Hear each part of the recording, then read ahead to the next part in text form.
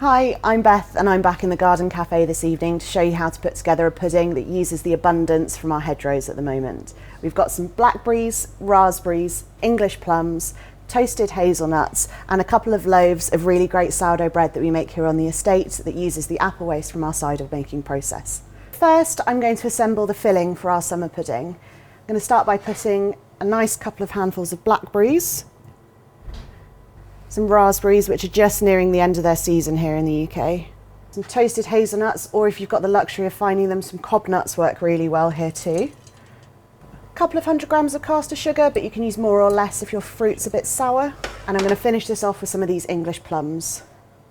So we just need to take any stalks off them and the stones out of the middle.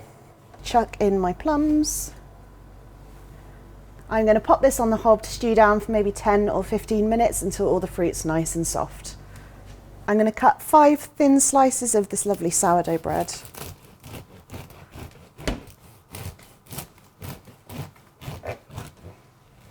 I've got 4 handily sized cutters here, so I'm going to cut each slice of bread into one of these different sizes.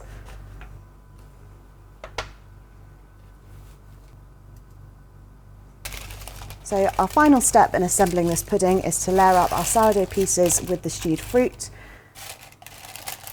1 piece of sourdough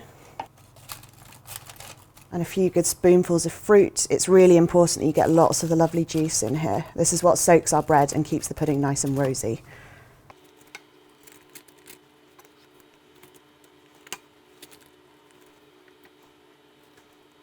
And our last piece of sourdough just going on top now. Give it a really good squidge to make sure it's completely saturated. If it's still white on the top and you want it completely saturated, just drizzle over a little extra of the juice from your stewed fruits. I'm going to fold over these little extra bits of parchment just to cover the top. Set a plate on top just to provide a little bit of pressure and pop it in the fridge for maybe 5 or 6 hours until it's nice and set and it's absorbed all that lovely juice from your fruit.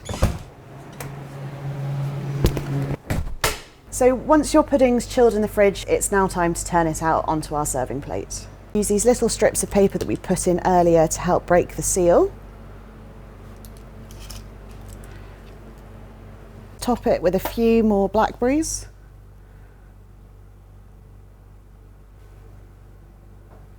And a sprinkle of hazelnuts. When you serve it up to your guests, top it with a good pouring of double cream.